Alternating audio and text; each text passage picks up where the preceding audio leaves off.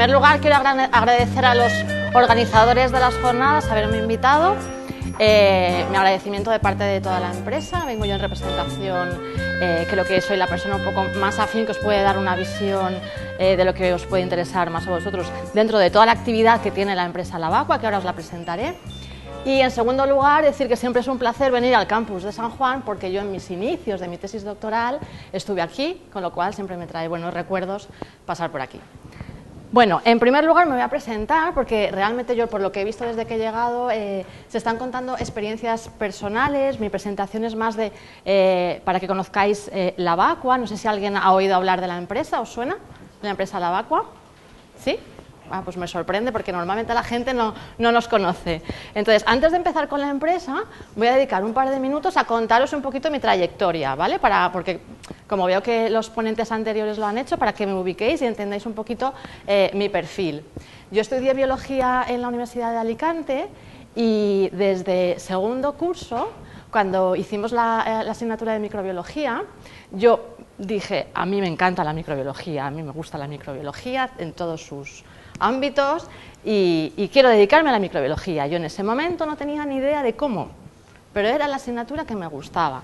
Yo me pasaba las horas en la biblioteca leyendo libros de microbiología y entonces lo que hice fue ir a hablar con los profesores al departamento y durante los veranos, para que entendáis un poco lo importante que es la pasión por lo que hacéis. Durante los veranos de segundo, tercero y cuarto, estuve todo el verano, es decir, yo tenía el último examen hoy y mañana ya estaba allí en el departamento para lo que hiciera falta. Ayudaba a la gente que estaba haciendo las tesis doctorales, con lo cual, durante 3 veranos, pues puede ser que alguien piense, estuviste trabajando gratis, pero yo pienso que fue muy, muy positivo para mí, porque hice muchísimas cosas y aprendí muchísimo. ¿Vale? Y ya vi claramente que yo me tenía que dedicar a la microbiología. No sabía cómo, no sabía si en una empresa, no sabía si en la universidad. Yo lo de la empresa, luego os contaré un poquito, me pillaba más de lejos porque no conocía ninguna empresa donde se hiciera microbiología. Yo había estudiado y veía que había microbiología en los hospitales, que había gente que hacía la tesis, gente rara, bichos raros de biblioteca, de laboratorio, no conocía a nadie realmente, nadie de mi familia había hecho una tesis doctoral. Pero bueno, yo lo único que tenía claro era que me gustaba la microbiología y yo, en vez de irme a la playa a tomar el sol, me iba al departamento de microbiología a ver si podía hacer medios de cultivo o a ver qué podía hacer, relacionado siempre con la microbiología. Entonces, ¿qué pasó? Como surgió una oportunidad en el departamento para hacer una tesis doctoral, ¿a quién llamaron? Pues a ese bicho raro que se había pasado 3 veranos seguidos yendo allí a hacer medios de cultivo, a sembrar placas por amor al arte. ¿Vale? A ver, tengo que decir que obviamente el expediente acompañaba un poco y un poco pues, la actitud y el perfil de la persona. Con lo cual empecé la tesis doctoral, ¿vale? Mi tesis doctoral también fue un poco así, fue con una bacteria del Mar Muerto, o sea, yo la hice aquí en Alicante, pero en realidad era con una bacteria del Mar Muerto, y era de biología molecular, era estudio de la implicación de la estructura del ADN en la expresión génica para adaptación a la alta concentración de sal. Mi tesis doctoral se complicó bastante y tardé 8 años en terminarla. Sí, sí, y lo digo, 8 años para conseguir la tesis doctoral, pero estoy muy orgullosa de haber tardado 8 años, porque estuve 8 años investigando en algo que me gustaba muchísimo. Tengo que decir que esos 8 años estuve 4 años con una beca predoctoral y otros 4 años con un contrato de ayudante, de profesor ayudante, con lo cual compaginaba mi tesis doctoral con clases. Yo daba clases de microbiología a los alumnos de biología, de enfermería, de la diplomatura de nutrición humana y dietética en la Universidad de Alicante. ¿Vale? ¿Y qué pasó? Para que veáis un poco el giro que da la vida a veces. Se me acabó el contrato y fue justo cuando cambió la ley y entró lo de la LOU. La LOU, que durante un año, año y medio, hubo un requisito un poco absurdo de que te tenías que ir al extranjero sí o sí. Es decir, no podías enganchar con ningún otro tipo de contrato. Es decir, a mí se me acababa el contrato y yo me iba a mi casa. No me hubiese ido a mi casa, me hubiese quedado por allí haciendo cosas, pero un conocido mío se encontró con una persona que le dijo que en Lavacua buscaban a un doctor en microbiología. Y yo dije, bueno, o me voy a hacer un postdoc al extranjero o me voy a esta empresa. Y fui a la empresa, hice una entrevista, me enseñaron lo que hacían, me enseñaron por qué buscaban a un doctor en microbiología, me explicaron el proyecto y dije, voy a apostar por la empresa. Y yo, 2 meses antes de eso, no me hubiese imaginado yo trabajando en una empresa. Yo empezaba carrera en la universidad. ¿La cosa se torció? ¿Para bien o para mal? No lo sé. Yo ahora mismo estoy a gusto, he visto otro lado o la otra cara de la moneda. Yo conozco la parte académica. Tengo que decir que aparte de trabajar en la empresa, soy profesora asociada en la Universidad de Alicante, soy profesora de microbiología, con lo cual tengo un poco la visión de las dos partes y luego os comentaré algo en la presentación, ¿vale? Más o menos para que me conozcáis. En la empresa, así ya termino un poco mi trayectoria, en la empresa entré en el departamento de I+D a hacer un proyecto de I+D, pero al final, igual, por circunstancias de la vida, el responsable de todo el departamento de microbiología tuvo que marcharse y me dijeron si me apetecía llevar todo el departamento, que incluía I+D y además incluía toda la parte analítica, que ahora os voy a comentar, y bueno, pues me volví a lanzar al vacío de, bueno, no lo sé, ya veremos, yo nunca he hecho, yo veía a la gente que analizaba cosas, porque yo estaba en I+D muy cómoda, porque era lo que había hecho hasta entonces, hacía mis memorias de proyecto, hacía mis experimentos, sin plazos muy estrictos, y veía a la gente en el laboratorio correr, que había que entregar informes, los clientes que llamaban, y yo decía, madre mía, pues nada, de un día para otro, de la noche a la mañana, yo tenía la responsabilidad de llevar ese departamento. Me lancé otra vez al vacío, y aquí estoy. Os cuento lo que hacemos en la empresa y voy a hacer un poquito de hincapié en la parte que os puede interesar a vosotros, que es la parte de laboratorio, ¿vale? Bueno, este es el índice de mi presentación. ¿Qué es la Vacua? Para quien no lo conozca, la Vacua es el laboratorio líder en España de servicios ambientales y de análisis de muestras ambientales. Muestras ambientales incluye agua, aire, suelos, lodos, ¿vale? Incluye también el ambiente, por ejemplo, de los hospitales, la calidad del aire de los quirófanos, ¿vale? Tenemos actividad en todo esto. Como no tenía mucho tiempo, no he hecho una presentación muy extensa, podría hablaros muchísimo tiempo de lo que hacemos en la Vacua, pero vamos a ir un poquito a los datos así más rápidos. ¿Qué es la Vacua? La Vacua nació de Aguas de Alicante. En realidad, el laboratorio de Aguas de Alicante hace unos años empezó a tener más trabajo y por el tema de que uno no puede ser juez y parte, es decir, Aguas de Alicante gestiona todo lo que es la red de distribución de agua potable y el tratamiento del agua potable y durante unos años tenían su pequeño laboratorio para hacer sus controles. Entonces llegó un momento determinado que cambió la legislación y no podían hacer los análisis ellos mismos, con lo cual la gente del laboratorio se escindió y creó la Vacua. La Vacua empezó con 5 personas, en el año 1991. Ahora mismo somos 300, ¿vale? No se ve muy bien, lo siento mucho, se ve muy pequeñito, pero os cuento así como unos hitos generales, los hitos más importantes. Se crea en 1991, en el 2000 empezamos a acreditar, bueno, tengo que decir que yo llegué a la Vacua en el 2006, ¿vale? En el 2000 empezaron a acreditar análisis, no sé si os suena la acreditación de análisis por ENAC. Bueno, en un laboratorio privado que ofrece resultados analíticos a los clientes pueden ser particulares, pueden ser administraciones públicas, ayuntamientos, etcétera, casi siempre es obligado tener una acreditación de una norma de calidad que es la ISO 17025. Eso implica que tú recibes auditorías todos los años y que tienes que tener un sistema de calidad implementado en el laboratorio de manera que tengas controlados todos los factores que pueden afectar a la calidad del resultado de tus análisis. Es decir, que si tú tienes que incubar las placas de E. coli a 37 grados, tienes que estar muy seguro de que esa estufa de incubación está a 37 grados y no a 35 y no a 38 o 39. ¿Vale? Eso implica muchísimo trabajo. Con lo cual, que un cliente tenga un informe de resultados emitido por un laboratorio acreditado por ENAC tiene mucho valor, tiene un valor añadido respecto a otro laboratorio que no lo tiene, ¿vale? Eso es coste para el laboratorio, pero al final tienes más mercado potencial. Con lo cual, en el 2000 ya se empezó a acreditar el laboratorio parámetro a parámetro y actualmente tenemos más de 500 parámetros acreditados por ENAC. En el 2005, porque estoy hablando de una época en la que estaban en el edificio de Aguas de Alicante, la Vacua seguía estando en el mismo edificio de Aguas de Alicante, en el barrio de Benalúa, ¿vale? Y en el 2005 se trasladaron a unas nuevas instalaciones, que es donde estamos ahora, que es en el polígono industrial de las Atalayas, en la carretera de Madrid, ¿vale? Luego ya, para no aburriros mucho con esto, otro hito que marcamos es el 2014, que es cuando empezamos la internacionalización. La Vacua empieza a comprar laboratorios en el extranjero, ¿vale? Empezamos por España. ¿Dónde está la Vacua? Estamos la central en Alicante, pero tenemos otros laboratorios por toda España, ¿vale? Madrid, Barcelona, Zaragoza, el País Vasco, Valladolid, Santiago de Compostela, Jerez de la Frontera, Sevilla, Murcia y Valencia, y en Mallorca, ¿vale? La central en Alicante.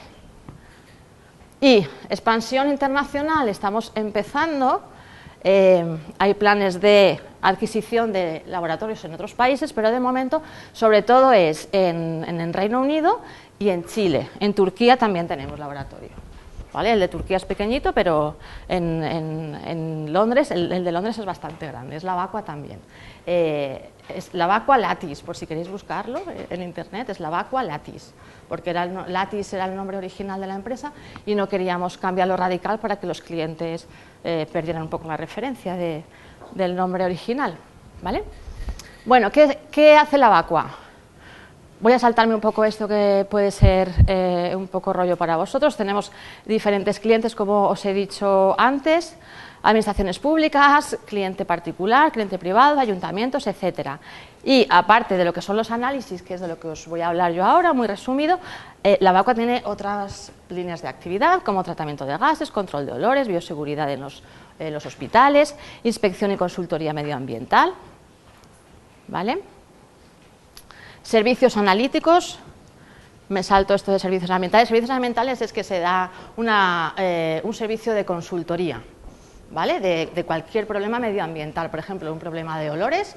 Imaginaros esto ya es, no os lo pongo aquí con detalle porque como sois farmacéuticos entiendo que os pillo un poco más de lejos, pero como curiosidad, típico cliente de un problema de olor. En un pueblo se ha construido una planta depuradora de aguas residuales o han puesto una nueva industria y la gente empieza a llamar al ayuntamiento a poner quejas porque huele mal. Huele mal. Entonces, en la Vacua tenemos un departamento que se encarga de hacer estudios de calidad, no de calidad del aire, sino son estudios olfatométricos donde se determinan de dónde viene el foco y si verdaderamente es esa nueva industria que han puesto, porque sí que ha habido casos en los que resulta que la gente echaba la culpa, para entendernos, a una nueva industria que se había instalado en el pueblo o en la ciudad y resulta que cuando tú haces el estudio olfatométrico, que se basa básicamente en coger muestras de aire, llevarlas al laboratorio y que luego las personas hagan como una cata, ¿sabéis? Las catas de aceite, catas de vino, pues lo mismo, con el aire se hace lo mismo, es muy curioso, ¿vale? No utilizamos ninguna alta tecnología ni ningún equipo de última generación, son personas que tenemos un equipo especial que hace diluciones de la muestra de aire y son personas que se sientan y se les va ofreciendo esa muestra de aire. Ellos tienen que decir huelo o no huelo, ellos no dicen huele mal o huele bien, no, huelo, no huelo. Se le van poniendo blancos en medio para confundirles y bueno, al final el resultado de todo esto es un mapa que tiene en cuenta la topografía y entonces te dice dónde está el foco, cómo se dispersa y según las condiciones ambientales, cómo se va a dispersar. De manera que, por ejemplo, en una industria petroquímica, según las condiciones ambientales, si tú tienes que hacer alguna operación de mantenimiento, eliges el día donde menos se va a dispersar el olor, ¿vale? De clientes de estudios olfatométricos tenemos un montón, también clientes internacionales. ¿Vale? Servicios analíticos, control analítico en toda la gama de matrices ambientales. Nosotros le llamamos matrices a tipos de muestra. Una matriz es el agua potable, otra matriz es el agua residual, otra matriz son los lodos, el aire. Análisis físico-químicos de orgánicos y de metales, análisis microbiológicos, análisis toxicológicos y específicos de residuos y desarrollo de nuevos métodos analíticos. A ver, 2 diapositivas para contaros lo que hacemos en microbiología, aunque como digo podría estar 2 horas hablando de microbiología, todo lo que hacemos. ¿Vale? ¿Qué se hace en la Vacua? aislamiento en cultivo, es decir, nuestros clientes nos traen las muestras porque alguien les pide cumplir una legislación. El agua potable tiene que cumplir un Real Decreto que regula las condiciones higiénico-sanitarias del agua que se sirve para consumo humano. El agua residual, lo mismo. Entonces hay unos parámetros con unos valores máximos, ¿vale? Normalmente no hay nadie que te lleve la muestra por curiosidad científica para saber qué cosas tiene mi muestra, siempre es porque tienen que cumplir una legislación. Entonces, en microbiología, el 80% del trabajo que tenemos es aislamiento en cultivo de agua potable, E. coli coliformes, legionela en torres de refrigeración, en fuentes ornamentales, en aparatos de aire acondicionado de centros comerciales, y eso es, como digo, el 80% del trabajo, ¿vale? Pero tenemos también muchísimo trabajo de biología molecular. Tenemos una unidad de biología molecular donde, cuando hay, por ejemplo, un brote, imaginad el caso de legionela. Por ley en España hay que hacer aislamiento en cultivo, en placa, hay que aislar legionela en placa, son 10 días de crecimiento, ¿vale? Imaginaros que hay un brote de legionela con afectados y que sale en prensa. ¿Vosotros pensáis que las autoridades sanitarias se van a conformar? O sea, van a estar tranquilos esperando 10 días a que les digamos si tienen legionela o no? No, nos piden que por favor hagamos todo lo posible para decirles cuanto antes dónde está el foco. ¿Qué es lo que hacemos? PCR. ¿Sabéis PCR lo que es? Vale, pues tenemos distintas modalidades y entonces en esos casos se aplica PCR. Tenemos servicio de secuenciación de DNA para identificación de microorganismos. Endotoxinas bacterianas, a lo mejor esto sí que lo sabéis. ¿Sabéis lo que son las endotoxinas bacterianas? ¿Sabéis que se controlan en el agua de hemodiálisis de los hospitales? Pues en la vacua también hacemos este tipo de servicio. Damos el servicio. Recuento e identificación de algas. En embalses se hace un seguimiento para intentar detectar cuanto antes los blooms, posibles blooms de algas tóxicas, ¿vale? Es un problema ambiental, con lo cual también lo cubrimos nosotros. Recuento e identificación de huevos de nematodos. Fijaros, hay una legislación española desde el año 2007 que obliga a las depuradoras de aguas residuales que tienen un tratamiento que te permite obtener un agua para reutilización, obligan a controlar E. coli, Escherichia coli. Si tú ese agua lo vas a utilizar para regar con aspersión, legionela, porque sabéis que la vía de transmisión de legionela es por inhalación de gotículas de gotas conteniendo células de legionela, y huevos de nematodos si vas a utilizar el agua para regar huertos.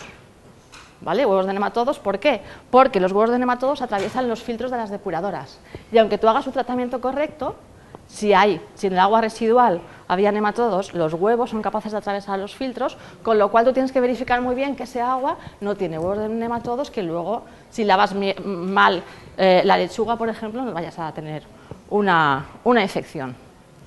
¿Vale? Hacemos muchas otras cosas, por ejemplo, detección temprana de larvas de mejillón cebra. ¿Sabéis el mejillón cebra, que es una especie invasora, que está en el Ebro y provoca bastantes problemas en los canales de riego, etcétera? También tenemos puesto a punto un método para detección, tanto por microscopía como por PCR.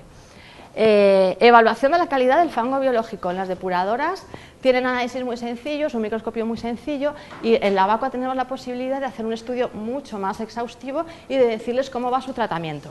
Entonces, periódicamente nos van enviando muestras y les decimos, pues tenéis las bacterias filamentosas están en buena proporción, y les vamos dando información de si su proceso es correcto o no. Detección de virus también.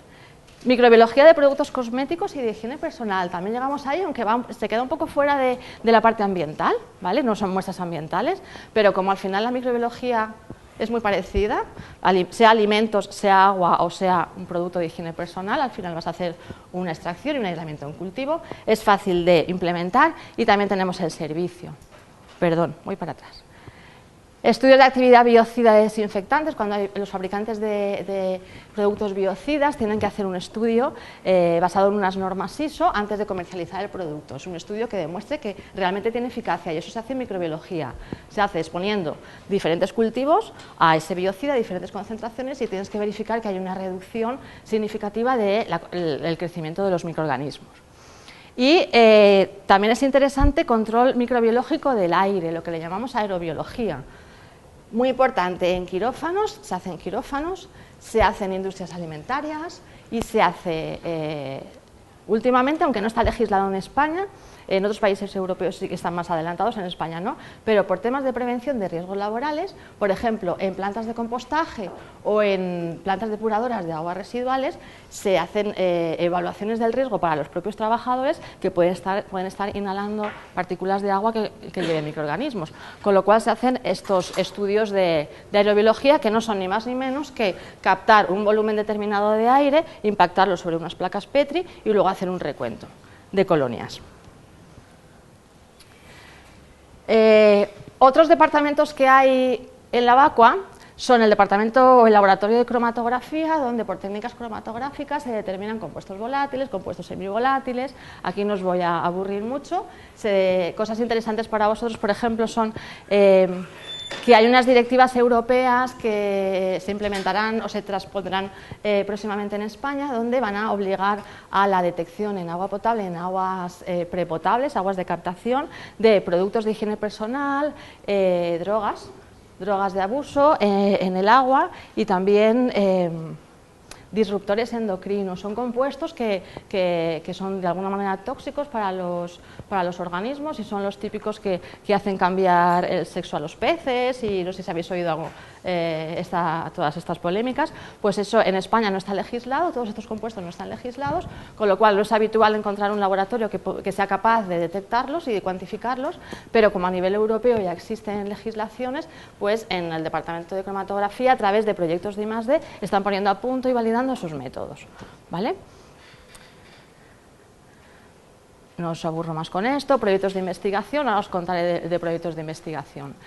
Otro laboratorio, que es el laboratorio de parámetros físico-químicos, para vertidos, DBO, DQO, carbono orgánico total. Al final son parámetros que se piden en la legislación para controlar un poco las matrices. Análisis de metales por ICP, estudios de toxicidad, ¿vale? Es decir, al final, pues no sé exactamente cuántos parámetros tenemos, pero bueno, para cubrir todas las legislaciones vigentes en España y en algunos países de Europa, porque tenemos clientes también de otros países, ¿vale? Tengo que decir que en la vacua analizamos muestras de toda España, pero también tenemos clientes europeos y algunos sudamericanos, aunque los sudamericanos, como tarda tanto la muestra en llegar, pues es un poco conflictivo. Y lo que os quería decir, que es uno de los puntos en los que quiero incidir esta tarde, es que cuando yo estaba en la universidad y pues oía, pues tal, decía, si alguna vez tengo que buscar un trabajo en una empresa, yo no me imaginaba que había empresas tan cercanas a nosotros donde se hace I+D, donde se hacen tesis doctorales. En la vacua se hacen tesis doctorales, ¿vale? Y ahora os contaré un poco el equipo humano que tenemos. Bueno, estos son un poco el fruto de los proyectos de investigación, 6 tesis doctorales, 4 patentes, proyectos certificados, 60 artículos, es decir, la gente de la vacua también escribe artículos, va a congresos a presentar los resultados de la investigación. Entonces no penséis en un laboratorio analítico, sea este, porque hoy vengo yo de parte de la vacua, pero pensad en cualquier laboratorio analítico, si es grande, va a tener mucha capacidad y probablemente tenga un departamento de I+D. Y habrá gente haciendo tesis doctorales, habrá gente publicando cosas, publicando artículos científicos, yendo a congresos. Es decir, no penséis siempre en una empresa que os vais a dedicar o a hacer una labor comercial o a hacer análisis siempre lo mismo, ¿vale? Porque también tenemos la parte de innovación, que nos interesa muchísimo a las empresas, porque si las empresas no innovamos, al final morimos. ¿Vale? Si queremos estar un poquito ahí a la vanguardia de todas las posibilidades que hay para ofrecer un mejor servicio, pues mucho mejor. Vamos al equipo humano, que también nos interesa. ¿Quién trabaja en la vacua? ¿Qué tipo de personas están trabajando en la vacua ahora mismo? Pues ahora mismo somos más de 250 en todas las delegaciones. En Alicante somos unos 95 o así, 95-96. ¿Vale? Más o menos la mitad licenciados y doctores. Creo que graduado todavía no tenemos ninguno, pero bueno, vamos a ir incorporando, ¿vale? Luego un 40% aproximadamente FP o similar y diplomados un 5%, es decir, el perfil de la gente que trabaja en el laboratorio, aunque sea el laboratorio de análisis, es un perfil muy alto. No penséis en una persona que analiza aguas que con un FP vale, ¿vale? Porque en las empresas son muy exigentes a la hora de contratar a una persona, porque hoy estás haciendo un análisis de agua y mañana estás en Japón dando una charla, ¿vale? Luego os pongo una diapositiva sobre esto. Y lo que os voy a contar ahora muy rápido también es que aproximadamente el 20% de la plantilla actual de la Vacua entró o tuvo su primer contacto con la empresa a través del programa de prácticas preprofesionales, prácticas en empresa, que me imagino que lo tendréis aquí también, ¿no? en la UMH. Esta parte de aquí me la voy a pasar así más rápido para que no se haga más larga mi presentación. En la Vacua estamos colaborando, tenemos convenios de colaboración con 13 universidades. Empezamos con la Universidad de Alicante en 1995, unos años más tarde con la UMH, y ahora mismo tenemos convenio con 13 universidades nacionales, 5 universidades extranjeras, 16 institutos de enseñanza secundaria, 2 entidades de comunidades autónomas y 9 otros centros de empleo diversos, de diversa naturaleza. ¿Vale? También en la Vacua acogemos a estudiantes para hacer trabajo fin de grado y trabajo fin de máster, que de alguna manera también es investigar, es decir, nosotros les ofrecemos nuestras instalaciones, les ofrecemos nuestra experiencia y hacen allí su trabajo experimental. También decir que la Vacua es una de las primeras empresas que está participando en un proyecto piloto que hay en España de FP Dual. FP Dual, en el que las horas prácticas se han incrementado muchísimo más respecto a lo que había años anteriores, ¿vale? Esto lo voy a pasar porque es un poco, se va a hacer muy larga, es decir, os lo cuento así. ¿Qué beneficios tiene? Porque la puerta de entrada a las empresas actualmente es haciendo prácticas preprofesionales, ¿vale? ¿Qué beneficios tiene la empresa? ¿Por qué la empresa ofrece estas prácticas? Pues obviamente porque va a tener gente joven trabajando y es una manera de conocer a posibles futuros empleados. Es decir, si tú en una empresa como la Vacua estás recibiendo continuamente alumnos de universidades o de institutos de enseñanza secundaria o de grado medio o grado superior, si hay una vacante, por lógica, vamos a pensar en alguien que ha pasado por allí, que ha hecho prácticas, que ha dejado buena huella, que ha trabajado bien, que ha tenido ilusión por el trabajo, que ha tenido inquietud, que lo vemos que trabaja bien. Esa persona va a estar lógicamente antes que una persona que manda un currículum por internet, ¿no? Entonces, ¿qué beneficio tiene la empresa? Bueno, pues tiene personas trabajando allí haciendo tareas más o menos sencillas, pero es una manera de conocer a futuros empleados. Ese es el principal beneficio para la empresa. ¿Beneficios para el alumno? Un montón. Primer contacto con el mercado laboral, ver exactamente cómo es la realidad, porque no es lo mismo trabajar haciendo prácticas, incluso en microbiología si queréis, no es lo mismo hacer una práctica de microbiología que trabajar en un laboratorio de microbiología, es muy diferente, ¿vale? Entonces es ver en el entorno real cómo se trabaja, qué está pidiendo la empresa, qué perfiles necesita la empresa, qué tipo de conocimientos, qué tipo de competencias. Y bueno, no me quiero, paso esto rápido porque quiero comentaros esto también.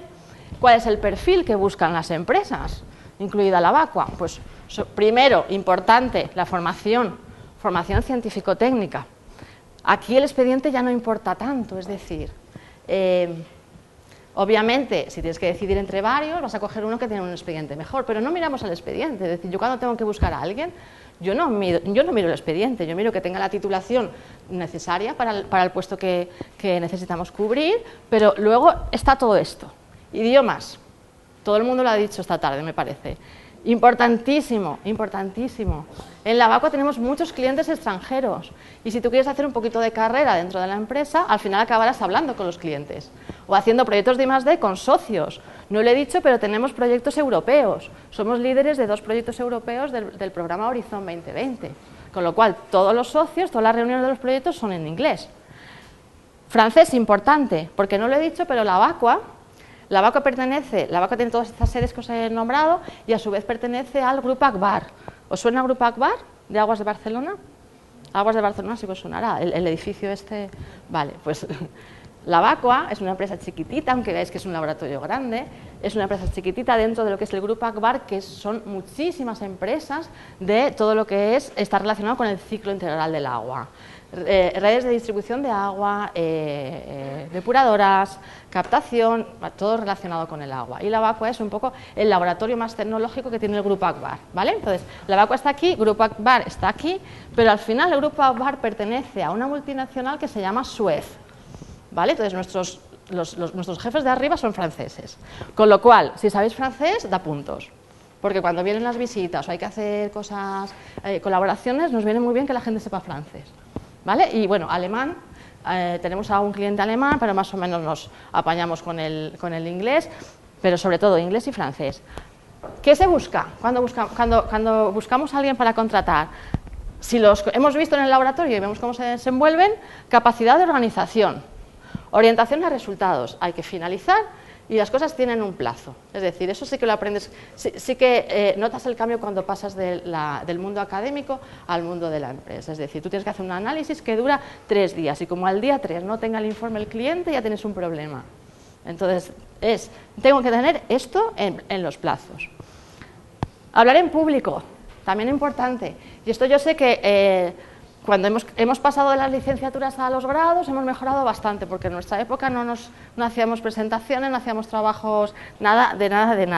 Entonces yo sé, por lo menos por lo que veo en la Universidad de Alicante, me imagino que aquí también, que ya tenéis asignaturas en las que se os pide hacer trabajos en equipo, tenéis que hacer exposiciones, con lo cual, perfecto. Adaptación al cambio, tenéis que ser muy flexibles, porque como digo, hoy estás haciendo un análisis de agua y mañana te mandan a Japón a dar una charla. Y no te tienes que estresar, tienes que estar, vale, voy, ¿vale? Porque como digas, no, yo a Japón no voy, pues bueno, pues te quedarás haciendo análisis de agua, que no pasa nada, necesitamos perfiles de todo tipo, pero que si queréis progresar en el mundo empresarial y trabajo en equipo, ¿vale? Esos son un poco los vértices así más importantes o las capacidades que buscamos, ¿vale? Y luego, como se me ha olvidado deciros, en la Vacua hay como 15 farmacéuticos, en toda la plantilla de la Vacua en Alicante, que somos 95, 96, hay 15 farmacéuticos. En el departamento de microbiología, que son 10, hay 4 farmacéuticos, ¿vale? Nos aportan su valor, es decir, hay ciertas cosas que se nota la diferencia entre los que son biólogos, pues hay sobre todo biólogos, hay de ciencias ambientales, hay algún FP y están los 4 farmacéuticos. Y entre todos yo creo que hacemos un buen equipo, entonces sois útiles siempre vais a tener un hueco, si os gusta lo que hacéis, vais a poder aportar seguro. ¿Vale? Pues esto es todo.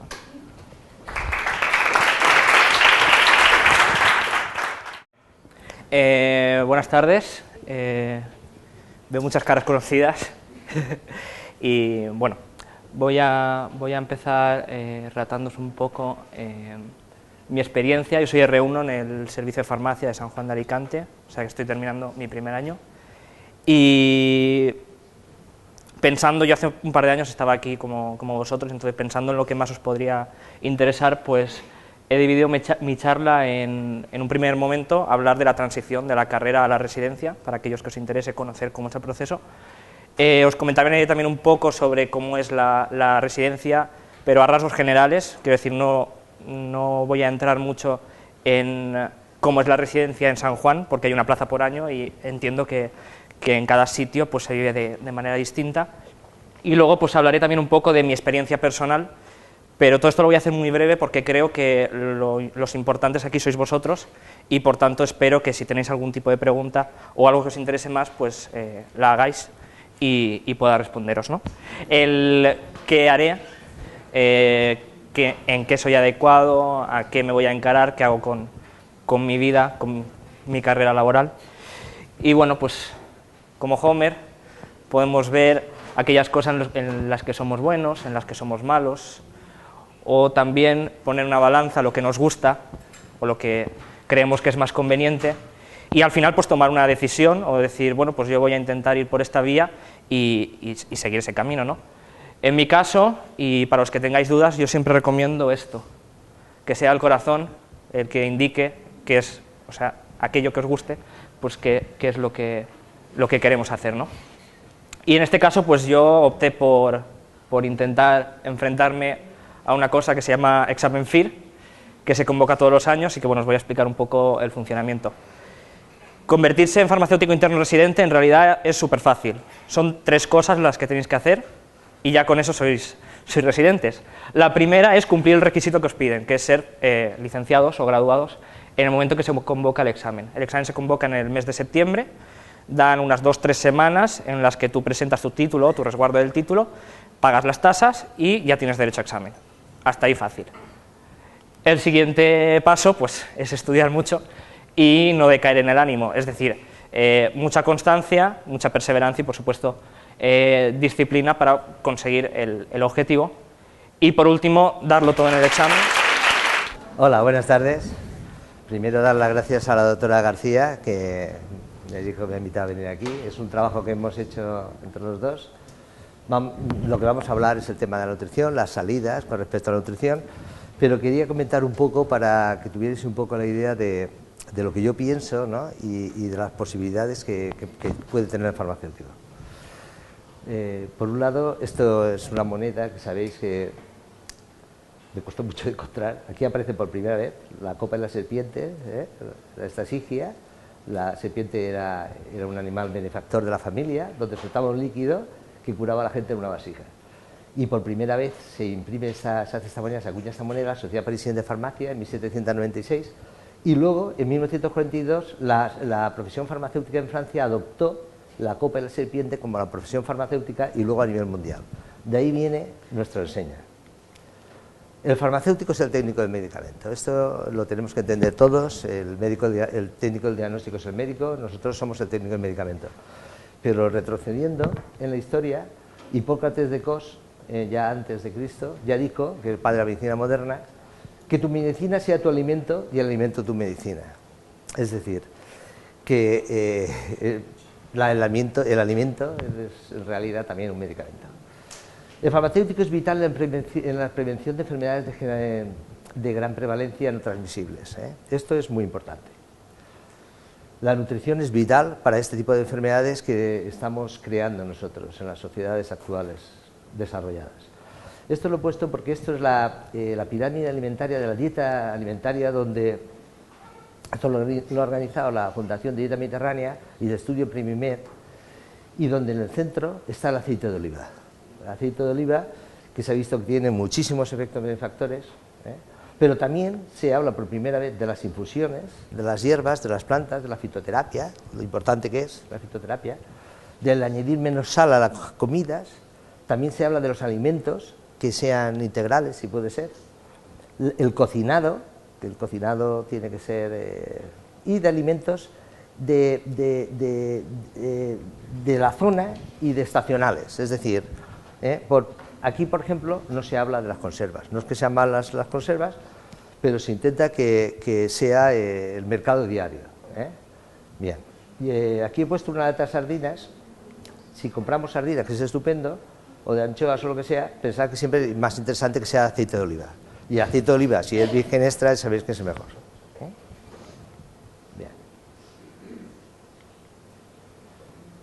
Bien, si no seguimos el estilo de vida mediterráneo, más que pirámide alimentaria mediterránea, es un estilo de vida. ¿Qué nos podemos encontrar? Nos podemos encontrar con esto. Esto es lo que actualmente existe en España, en todos los países del mundo van acelerados en este tema de obesidad infantil. Actualmente en España está en Andalucía y Galicia en más de un 24% de obesidad infantil. En 1980 el porcentaje era de 7,7%, pero se estima que en el 2030 el porcentaje pasará del 30%. Y aquí es un campo importantísimo nuestro, un campo farmacéutico, para prevención de todas las patologías que van a aparecer por la obesidad, que puede ser diabetes, hipertensión, hipercolestemia, pero luego todo lo demás, el aparato locomotor, es decir, artrosis, osteoporosis, y estas enfermedades van a lastrar a la persona y a la sociedad. Albert Einstein ya dijo que una persona lista soluciona los problemas, pero una persona sabia los evita. Es decir, que tenemos problemas graves en nuestra sociedad que con la nutrición podemos solucionar, pero además tenemos que evitar que eso vaya más. Esto, por un lado, nos interesa a todos, a la sociedad, para evitar tanto gasto sanitario, pero a nosotros también porque es nuestro campo la nutrición. La nutrición es un tema multidisciplinar donde aparecen muchas profesiones, pero nosotros nos vamos a dedicar a una cosa que no se puede dedicar nadie en la nutrición. Y es lo que me gustaría que lo contemplaréis como posible salida profesional.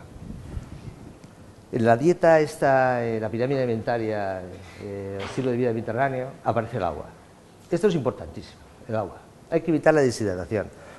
Se considera que la deshidratación empieza ya con un 78% de pérdida y llega hasta el 3%. Y la gente sobre todo las personas mayores que no beben agua, van a tener faltas de memoria, de concentración, calambres, dolor abdominales. Hay que beber agua. ¿Qué cantidad hay que beber? Pues una mujer adulta, 2 litros de agua todos los días, y un hombre adulto, 2,5 litros. Esto es importante porque tengamos en cuenta que un niño, el 74% de su peso es agua. En un anciano es el 47%, y en un adulto tenemos como mínimo 42 litros de agua, de los cuales 28 son intracelular y 14 como mínimo son extracelulares. El agua es importante, pero también ejercicio físico. El estilo de vida mediterránea no solo es comer cosas con aceite de oliva estacionales, también es ejercicio físico, evitar el sedentarismo, que es una... Vosotros que habéis estudiado nutrición, sabéis que siempre la ganancia y pérdida de peso es por un lado lo que comemos, lo que gastamos, pero también el gasto energético por actividades físicas, con lo cual, haciendo ejercicio físico y sobre todo el primer ejercicio físico es caminar, pues evitaremos precisamente estas enfermedades de gran prevalencia como la obesidad. Bien, la siesta, es importante la siesta en el estilo de vida mediterráneo, pero no esta siesta, es decir, en posturas incómodas. Lo interesante sería una siesta como esta, la gente ahí tumbadita, toda recta, descansando después de comer, de 20-25 minutos, como máximo media hora.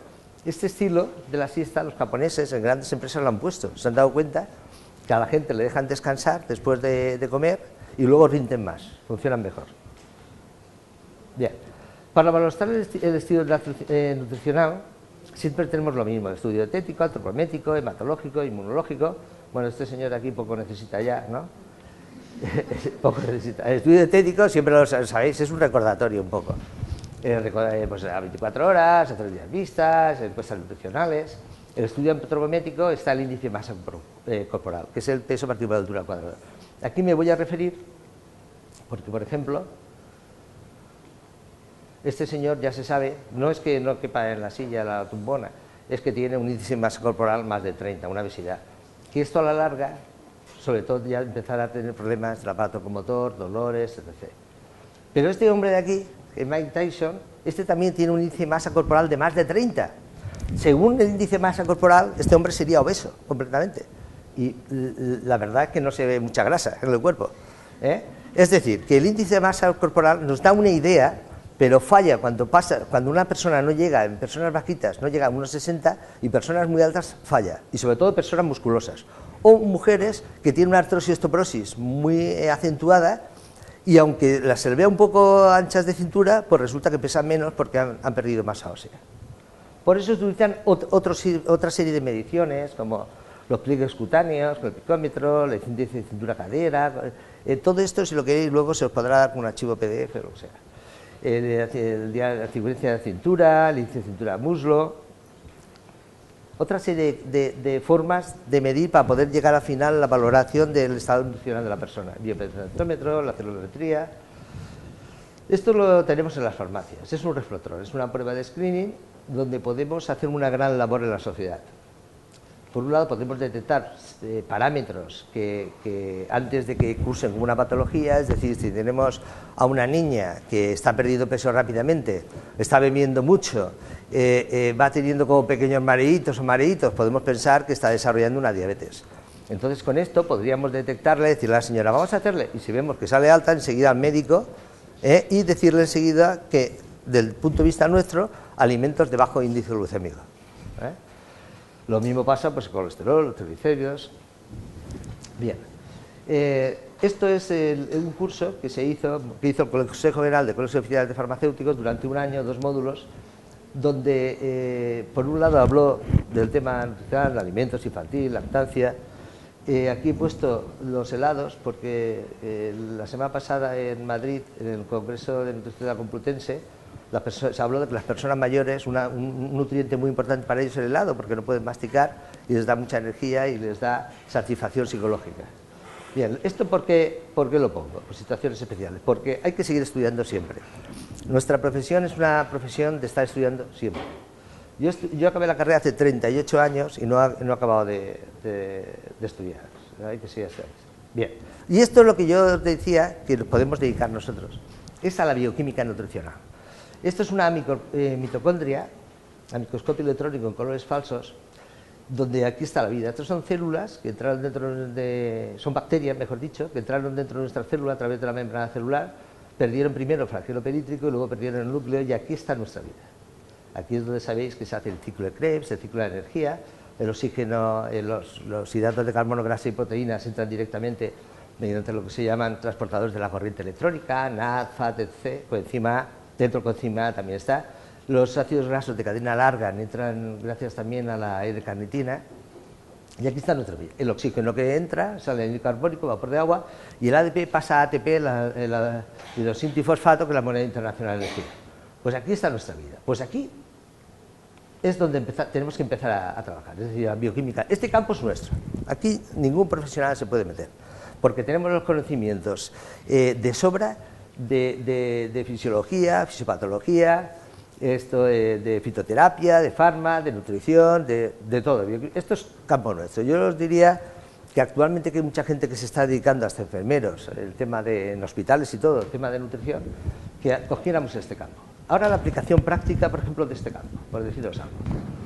Una niña de 5 años, que viene con cólicos.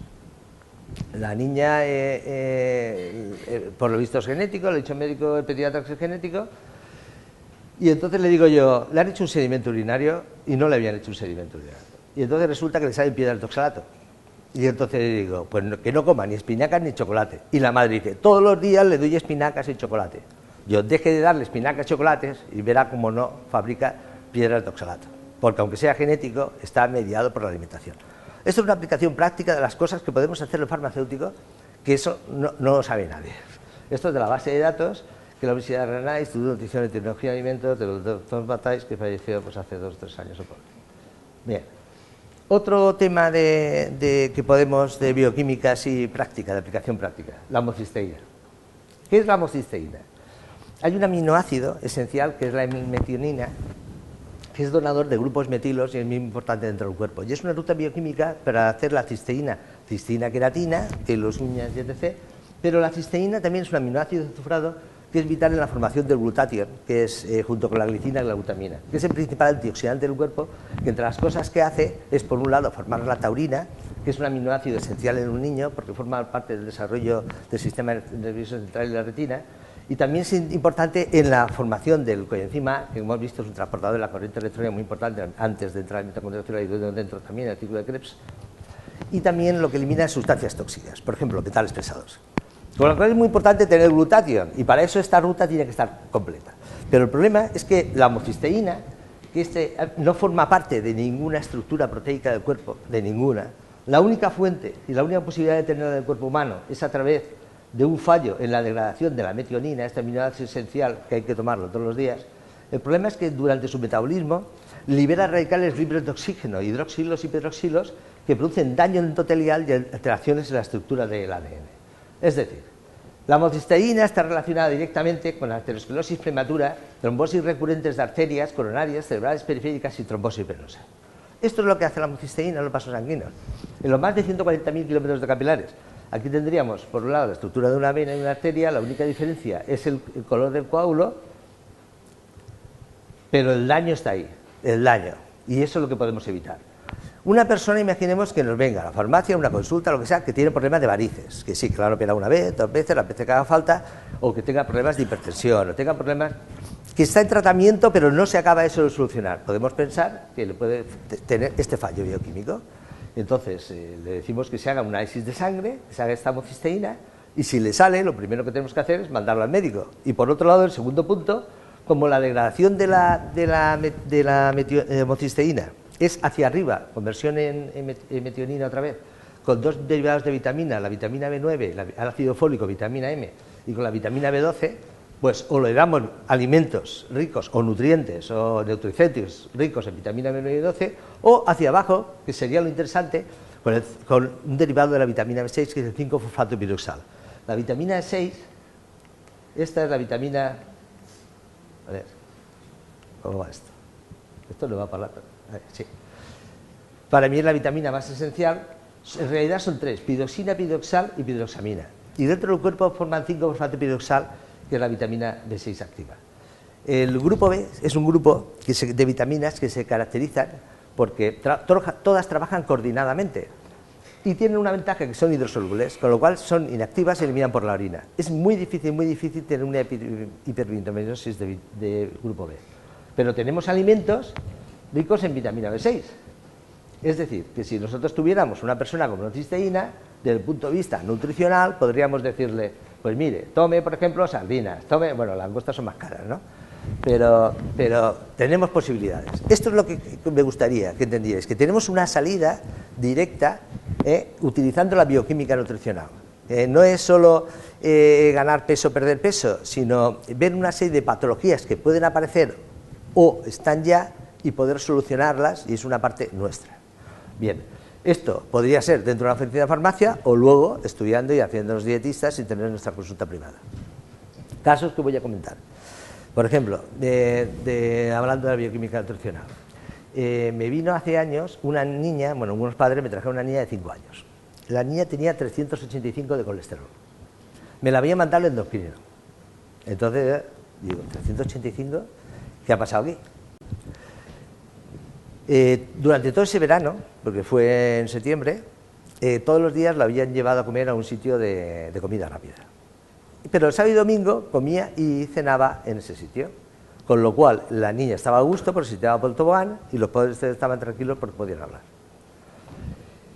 Con esa cantidad, indiscutiblemente, el endocrino poca cosa podía hacer y me la mandó a ver qué se podía hacer. ¿Sabéis el colesterol por qué sube? ¿Eso lo habéis estudiado? La base del colesterol es el ciclopentano piridofrantreno. Lo habéis estudiado, ¿no? ¿Sabéis de qué va? Bien, pues el ciclopentano piridofrantreno es la base de todas las hormonas que se fabrican encima de las cápsulas suprarrenales, los glucócorticoides, mineralcorticoides y hormonas sexuales. Y es una grasa, diríamos, que fabrican los animales. Otros seres no tienen el colesterol. Nosotros somos, el colesterol es nuestra base. La forma de transmitir la especie es gracias al colesterol.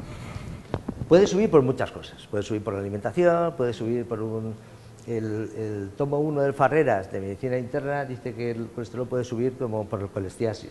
Puede subir por un fallo en la circulación enterohepática, puede subir por el colecistitis, puede subir por muchas cosas. Pero indiscutible en el caso de la niña estaba directamente relacionado. Alimentación, directamente, cambiarle toda la alimentación, pasar a alimentos, bajarle, como es lógico, lo que es la ingesta diaria.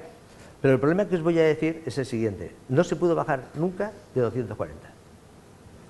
Hay una fase de los niños, sabéis que fabrican adipocitos, y eso puede ser irreversible. Pues nuestra función dentro de la escala sanitaria sería, desde el punto de vista nutricional, informar a los padres que hay muchas cosas que pueden ser irreversibles. Esa niña tendrá problemas seguro, porque las hormonas son liposolubles y se acumulan en el sistema adiposo. Y entonces luego cuando tenga temas de cambio hormonal va a haber problemas seguro. Hay estudios que dicen que niveles tan altos de colesterol puede llegar a la niña o a morirse o a ser estéril. O sea, fijaros la gravedad del asunto. Tenemos que evitar que pase eso. Tenemos la necesidad de concienciar. Más cosas que voy a comentar. Por ejemplo, me han dicho que hable de casos prácticos. No sé si os interesan los casos prácticos.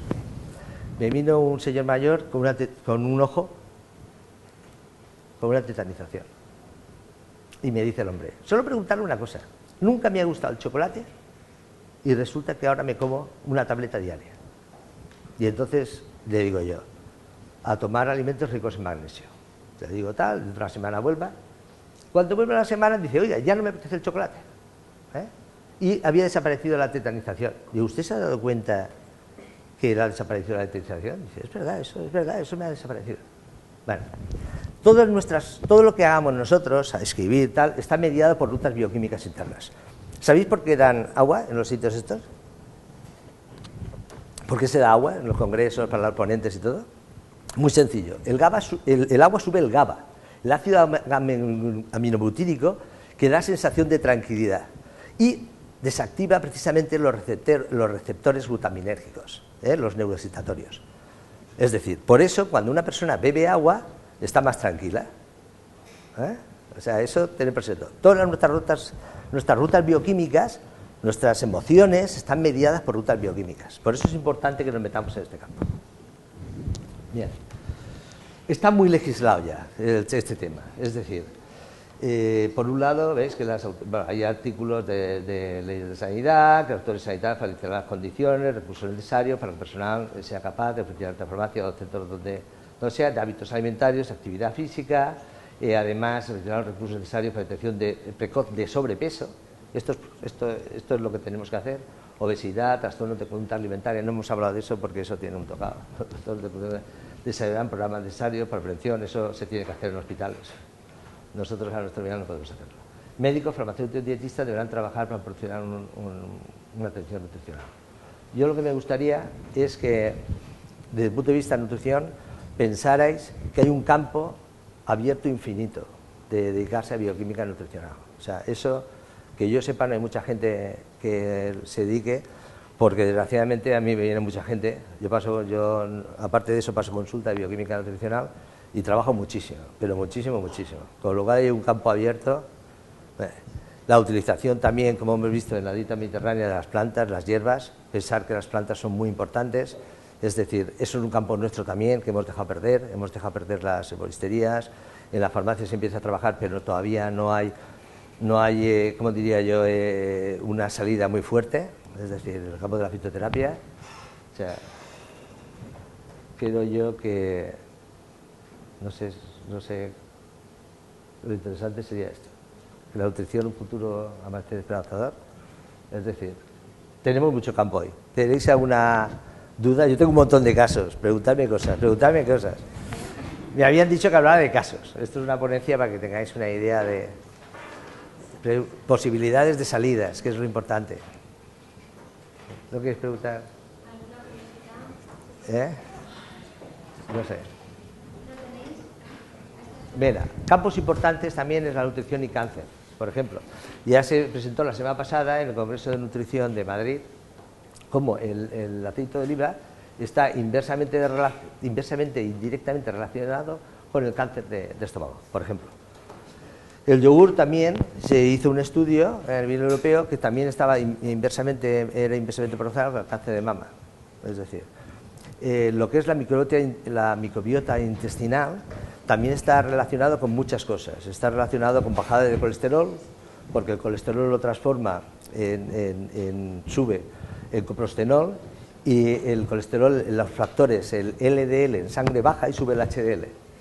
El colesterol, la flora intestinal está relacionada con lo que se llama síndrome del intestino irritable, es decir, Crohn, colitis ulcerosa. Ya se ha visto que personas con Crohn tienen muy bajo los lactobacillus y muy bajos los bifidobacterias, muy bajas. Con lo cual, la flora sería interesante. Pensar que en un gramo de heces hay 10 elevado a 12 billones de células, más de 400 especies tipificadas diferentes.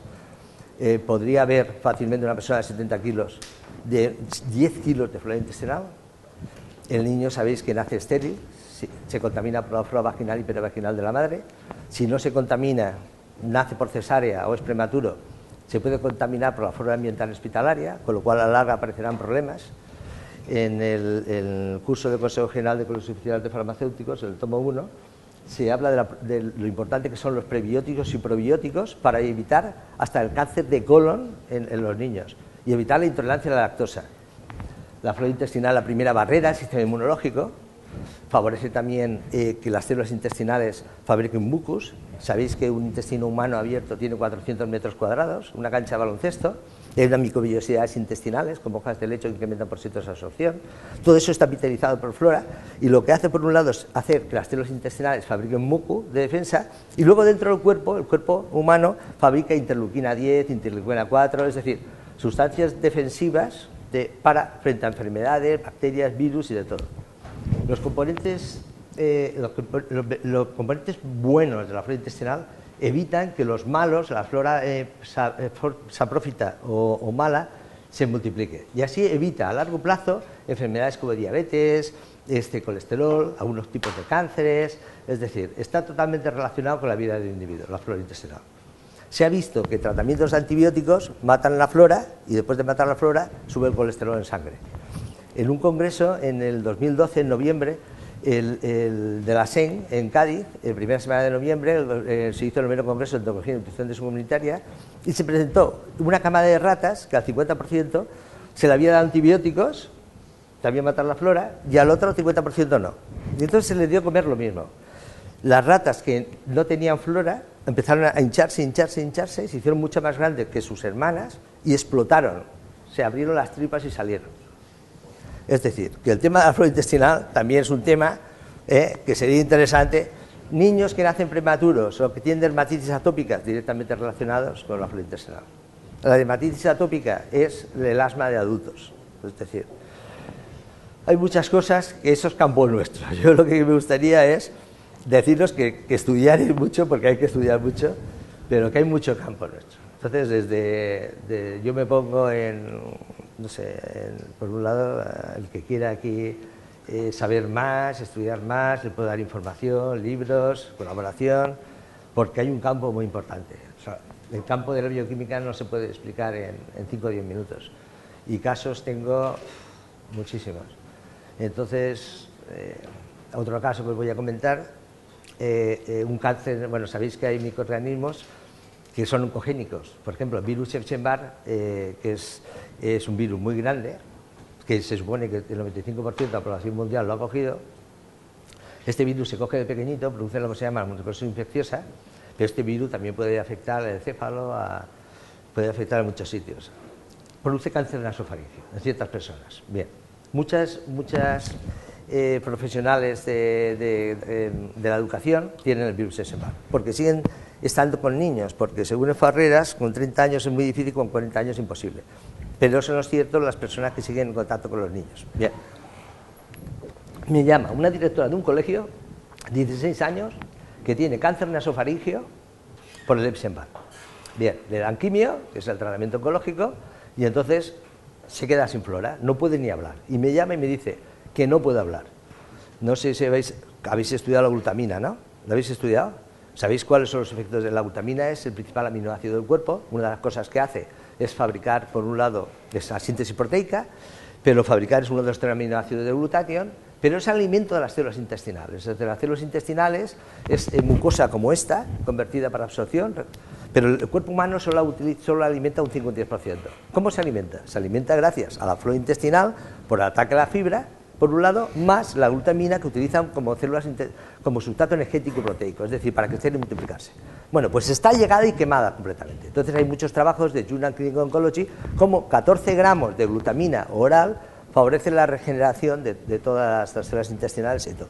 Y le digo, flora intestinal con el alimento de la flora intestinal, fructos sacáridos, inulina, la mujer empieza a hacer enjuagues y al día siguiente me llama y ya podía hablar. Pues esto lo hago yo. Y no es un caso, hay muchos. Y cuando hay un oncólogo, yo le doy todo. Mire, aquí tiene, ¿qué le parece si le damos la L-glutamina? Le paso los estudios de Clinical Oncology y todo, y el tío dice, adelante. Y entonces yo intento quitarle los efectos secundarios de la quimio, con la nutrición. Este sería un caso. Pero, por ejemplo, niños autistas que están envenenados, sabéis que el ser humano ha dominado todos los ambientes, pero por la gran capacidad de adaptación al medio. Somos los animales, no somos los más malos, de cierta manera a veces sí, somos muy cabrones, pero sí, pues matamos a nuestros hijos, las mujeres, bien, pero hemos dominado todo porque tenemos gran capacidad de adaptación. Pero la adaptación siempre es a nivel de especie, nunca de individuo. Es decir, podemos vivir en el Polo Norte comiendo pescado, sangre como los masáis a 60 grados a la sombra en África, pescado crudo como los japoneses o hamburguesas como los americanos. Pero es a nivel de especie. Es decir, en Hiroshima y Nagasaki tiran 2 bombas atómicas y la gente vive allí. Pero no todo el mundo vive. Hay gente que se ha muerto, se ha ido a vivir a otro sitio. En Chernobyl fueron 100 bombas de Hiroshima. 100 kilómetros a la redonda es inviable la vida. Pero la gente vive allí. Pero no todo el mundo vive. Hay gente que se ha muerto y se ha ido. Hace poco en Fukushima se escapó 300 toneladas de agua radioactiva. Eso tarda 400 años en eliminarse. Pero no todo el mundo vive allí. Hay gente que se ha muerto. Es decir, que hay gente que se va haciendo inmune a la inmunidad. Yo me acuerdo que el catedrático mío de fisiopatología en cuarto de carrera dijo, en caso de guerra nuclear, ¿quién sobrevivirá? Y uno de las ratas, las cucarachas, dijo, no, el ser humano. Y es cierto, es decir, una de las características de la radioactividad es que se acumulan metales pesados. Hay un instituto oficial de autismo en Holanda que fue a la zona de Chernobyl y analizó 5.000 niños. Entonces se encontró que en esos 5.000 niños un 1% no acumulaba metales pesados. Eso es ley de selección natural. Se casarán entre ellos y serán inmunes a la radioactividad. Bien, cada vez hay los últimos 20 años de cambios alimentarios equivalen a 100.000 años de evolución. Pero también hemos cambiado todo, la atmósfera. En Beijing, en estos momentos, en Pekín, no se ve los dedos de la contaminación, están respirando polvo, todos van con mascarilla. Uno dirá, bueno, es un problema de allí. No, no, eso se mueve por todo el globo terráqueo y nos llega por todos los sitios. Y estamos respirando también contaminación. El ser humano tiene gran capacidad de adaptación, de adaptarse a medio y de eliminar tóxicos, pero hay mucha gente que no puede. Cada vez hay más pescados con metales pesados, eso sí que lo sabéis, ¿verdad? Cada vez hay más gente que acumula. Yo, por ejemplo, yo pido análisis de sangre de metales pesados. Te encuentras, por ejemplo, con niños autistas que te salen... El arsénico no se hacía hasta hace poco, ¿no? Porque el arsénico prácticamente era una prueba médico forense. Pues envenenamientos de arsénico, de plomo, de aluminio, de mercurio, que dices, ¿cómo puede ser eso? Pero del orden de decir 200 microgramos litros de mercurio, que eso es una burrada. ¿Cómo puede ser eso? Y que esté viva la persona. Pues ahí cada caso es más, hay TDAH, trastornos de déficit de atención, hiperactividad.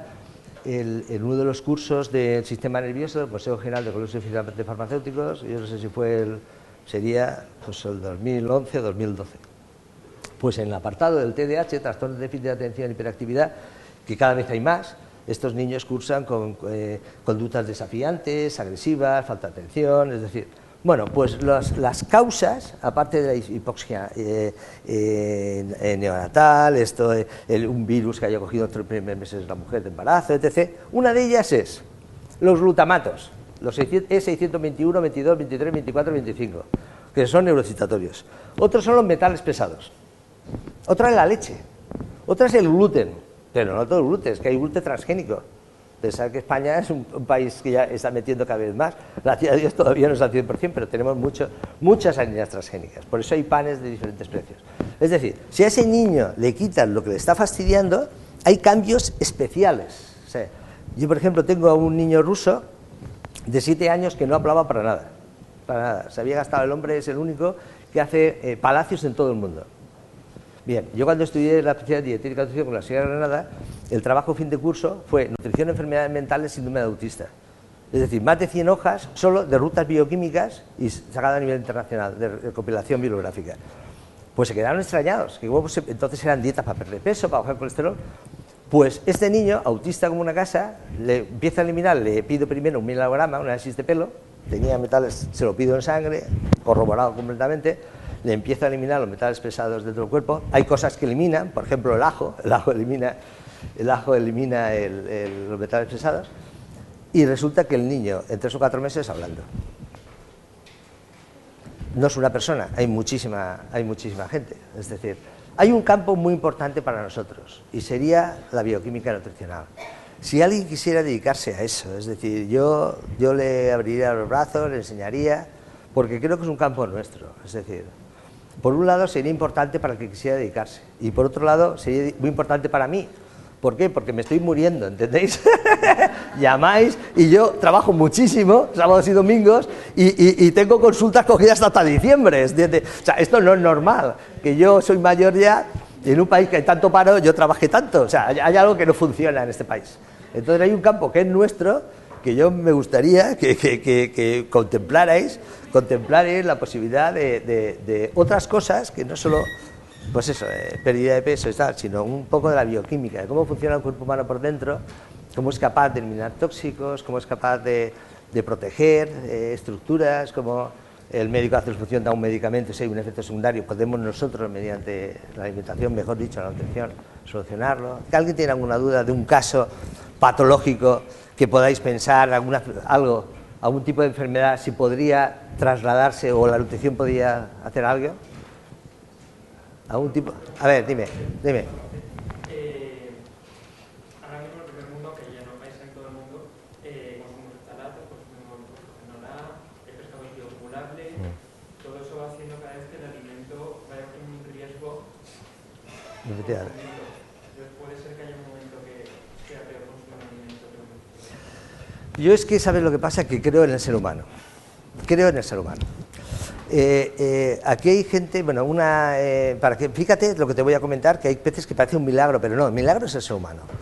hace 2 años, en las fiestas de San Juan, un matrimonio en la barraca, cogen el coche y van bien, ella se despista, varias veces la vuelta de campana, varias vueltas, se trocea la cadera en 40 y tantos trozos, hasta una costilla le atraviesa el pulmón, o sea, destrozada. Está caminando tranquilamente, va un poquito coja, pero no le ha pasado nada. ¿Tú la conoces? Bueno, Vanessa sí que la conoce. Bueno, esto no es un milagro, el milagro es el ser humano. Que uno se corta y cicatriza. Uno cuando dice, no, me he roto el brazo y he ido al traumatólogo y me lo has escayolado, efectivamente. Ha hecho su trabajo. Lo ha fijado, pero ¿quién ha fijado? 22 días, en su cuerpo humano. Ha fijado. Una mujer lleva 4 cesáreas encima. No, es que claro, le hicieron la cesárea, le pusieron puntos. No. El cirujano lo que hizo, el ginecólogo, fue sujetar en las cicatrizaciones de dentro hacia afuera y se cicatrizó. ¿Que ha cicatrizado mal? Pues a lo mejor cuando haya cambios de tiempo, entonces notará como pequeñas molestias, pero está estupendamente bien. Es decir, que el milagro es el ser humano, tiene una capacidad de regeneración espectacular. Que uno dirá, los niños cicatrizan, por eso digo que habrá tóxicos, pero el ser humano aguantará. Es que es lo que estamos haciendo, pero no ahora, estamos haciendo selección natural en miles y miles de años. Nosotros no somos ahora, es decir, ahora el Instituto de Fisiología de Zúrich, de Ginebra, ha presentado un trabajo que ha analizado la leche materna. Bien, su conclusión es que la leche materna es fruto de años de miles y miles de evolución.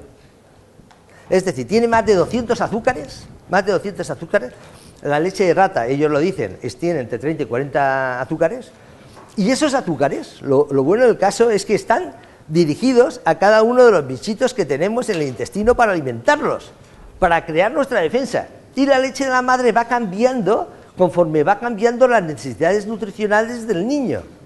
Es decir, ¿por qué tarda la mujer en la subida de la leche? Porque cuando nace el niño, nace con una grasita, que antes se lavaba, y ahora no, se deja y se chupa la grasa, porque tiene el metabolismo de las grasas activado. Luego eso lo ha chupado y se activa el metabolismo de hidratos de carbono. Y entonces coincide justo con la subida de la madre a la leche y le da el pecho. Si la madre le diera pecho enseguida, se podría morir el niño. Está la naturaleza activada y no lo hemos inventado nosotros. Son miles y miles de años de evolución. Por eso creo que el ser humano aguantará, como aguanta la reactividad en Chernobyl, como vive en Hiroshima y Nagasaki, como han tirado plutonio por ahí, por toda la antigua Serbia y todo eso, y la gente aguanta. Pero el tema es que cada uno se tiene que proteger. ¿De qué se tiene que proteger? Primero de las enfermedades familiares. Mira, en Orihuela, 3 hermanos, 50, 52, 54 años. Toda la familia hipercolesterolemia familiar. Bien, me viene uno, no, es que esto es familiar, pero es que antes de comer se ponen unos platos de embutido, de chorizo, de morcilla, de aperitivo. ¿Me entiendes? Se ve eso de antes, ¿verdad? Luego, en la comida, lo de ensaladas, olvídate, que dicen que es perder el tiempo. Que ellos trabajan en el campo y necesitan mucha energía. Ensaladas no comen porque es masticar para tonterías. Hay que ir al grano, al chichi. Es cierto. Luego, en la comida, se puede comerse un arroz entero, un potaje, lo que sea, pero no se comen un platito, se comen bastante para... Bueno, pues resulta que, claro, es que es familiar. Bueno, es familiar, pero que también lo estáis buscando. ¿Entiendes? Entonces, si tienes componentes familiares, cuídate. Si tienes el gen del cáncer de pulmón, no lo actives y no fumes, o no vayas a sitios donde haya amianto, o sitios que no puedas respirar, contaminación. Es decir, que el ser humano, cada uno se tiene que cuidar. Si tienes problemas de varices la familia, pues ya sabes, 1 hora sentada, 5 minutos de pie. Al acostarte, levantar las piernas, darte la vuelta al revés, poner las piernas en la pared, hasta que te duelan los dedos para facilitar el retorno venoso, ¿me entiendes? Como si te lo hubiesen cortado. Duchas de agua fría, de abajo arriba, cubitos de hielo. Si tienes hemorroides, olvídate del papel higiénico. Agua y jabón y cubitos de hielo. Y evitar picantes, excitantes. Es decir, cada uno se tiene que proteger. Si eres diabético, no se te ocurra comer patatas todos los días, ¿entiendes? La patata tiene una inducción y por eso está tan bueno un hervidito con la patatita safadita. Zanahoria, pues come zanahorias crudas, no comas zanahorias cocidas al horno, es decir, intenta alimentarte de alimentos de bajo índice glucémico, es decir, para evitar la carga glucémica, es decir, creo que primero las enfermedades familiares y luego intentar evitar el estrés. La siesta, la dieta mediterránea, el estilo de vida mediterráneo mejor, con el ejercicio físico. Se va al sedentarismo, hay que evitar la deshidratación, hay que beber agua. La gente va a una gran superficie y deja el coche al lado de la puerta. No sé si os habéis dado cuenta, al lado. Déjalo a quinta puñeta y ves andando con el carrito, que el peso no es, y luego viene y caminas. Hay gente que se busca en la casa al lado del trabajo, pero si puedes encima mejor, y así no caminas. No, hay que moverse. Hay gente. Yo tuve una paciente que la mujer esta señora lo único que le gustaba eran galletas integrales, pero no tenía ninguna patología. Bien, se hizo patológicamente después ella misma. Estaba deseando jubilarse para ver programas de televisión. Bien, se jubila y todo el día viendo la tele. No bajaba ni a comprar el pan abajo, bajaba el marido. Al año tenía una diabetes descomunal. Al año y medio dializada en casa ya, en diálisis en casa. Esa mujer, si no se hubiese jubilado, estaría estupendamente bien. Una ATS que estaba deseando jubilarse. Trabajaba en 2 sitios, se levantaba a las 5 de la mañana. Faltan 30 días para jubilarse, faltan 29, faltan 28, faltan todos los días, Mañana me jubilo. Mañana me levanto a las 12. Al día siguiente no se levantó. Se murió. Si se hubiese levantado a las 5 estaría vivo. Es decir, no puedes hacer esos cambios salvajes. Es decir, yo ahora en verano en Alicante yo he visto gente con 40 o 50 años que nunca ha cogido la bicicleta y en medio cuando pega el sol a esto con la bicicleta todo rojo queriendo ser Edimer, yo que sé, es verdad, y se matan ahí con la bicicleta. Pero ¿esto qué es, hombre? Que ya somos mayores, no puedes hacer esas tonterías. O sea, la gente tiene que tener 2 dedos de frente. O sea, el problema del ser humano es que la cabeza va a más y el cuerpo humano va a menos. Y entonces cada uno se tiene que cuidar. De joven te bebes 3 litros de cerveza y no te pasa nada, pero de mayor ves con cuidado en beber tanta cerveza. Tenemos que ir... No tenemos que demonizar ningún alimento ni nada por el estilo, pero indiscutiblemente siempre será un plato mejor de jamón ibérico, que yo qué sé, de chorizo, por decir algo. Y el chorizo está muy bueno. O los jabuitos, que no veas. Es que hay gente que dice, no, es que yo como esto porque me gusta. A mí me gusta todos los días todo huevo frito con patatas fritas. Bien, pero eso. Tuve el caso de una chica de 16 años, esto gordísimo. Yo tengo un aparato, un visor para ver análisis de pelo, Invisu directamente. Esto hace lo menos 5 o 6 años. La chica hacías así y se caía el pelo. Increíble, yo eso no lo he visto nunca. Viene y dice, oiga, mire, que mi hija que se le cae el pelo a la chica. Y yo digo, ¿qué come? Ah, eso sí, muy mal, muy mal. Solo se alimenta de bistecs y patatas fritas. Y yo nada, ni una ensalada, ni una fruta. Llevaba 2 años que no había comido ni una fruta, ni una verdura, ni una hortaliza, nada. Yo digo, mire, demasiado bien que estaba viva. Claro, o sea, estas cosas dan que pensar. Hay gente que no quiere perder el tiempo comiendo una ensalada. Otro caso que se da mucho en países del este, ¿no? ¿Sabéis vosotros que en China se bebe agua caliente? ¿Lo sabéis? ¿Por qué se bebe agua caliente? No, la gente bebe, en vez de beber esto, la gente en cualquier sitio te pone un vaso de agua ardiendo, como desinfectante. Porque el agua esa lleva un montón de bichos, y la calientan y matan a los bichos. Y el té no ni más ni menos que echar unas hojitas a algo para que tenga algo de gusto. Bueno, pues cuando vienen a España o van a un país europeo los chinos, ellos están obsesionados en seguir bebiendo agua caliente, porque piensan que es... Yo digo, no, aquí se hace la supercloración sistemática, se mete cloro y se matan todos los bichitos. Pues eso no se hace allí.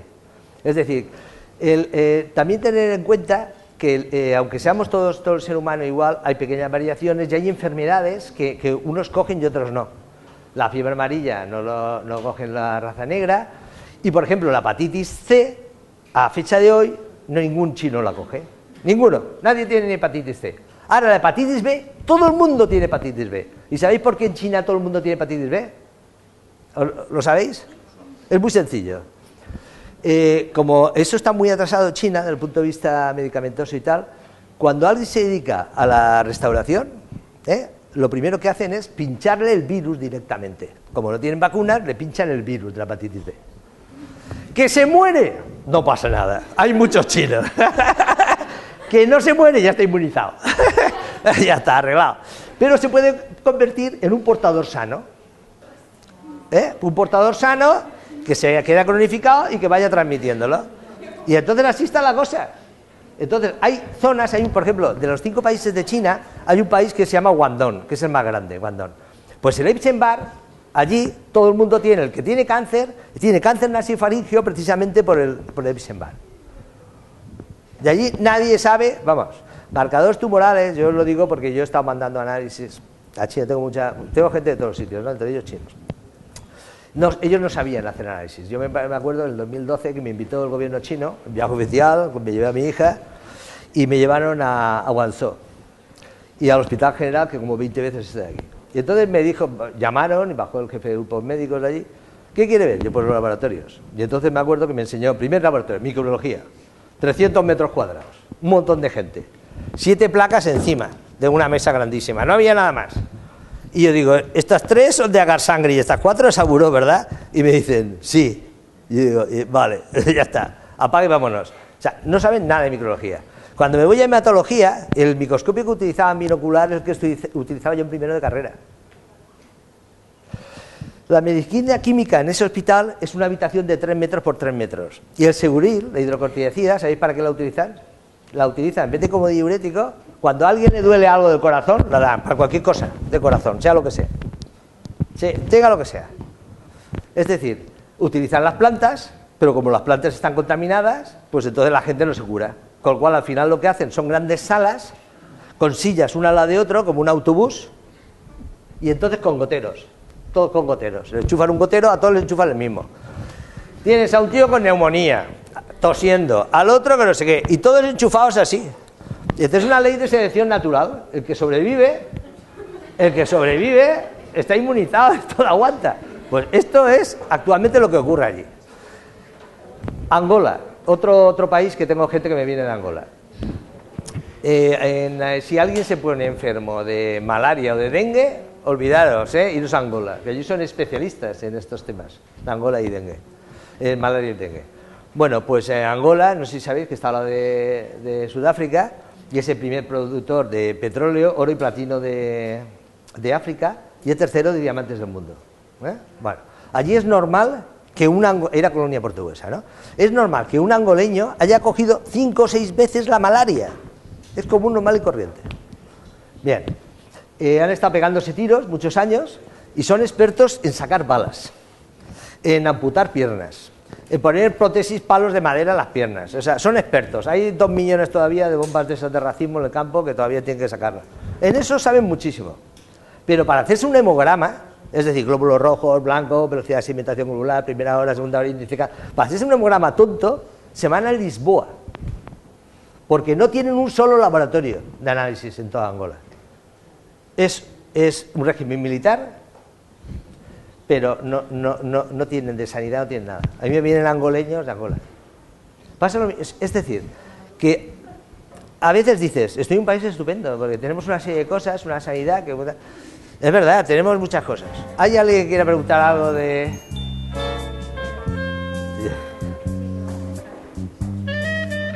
Bueno, no sé si es un poco...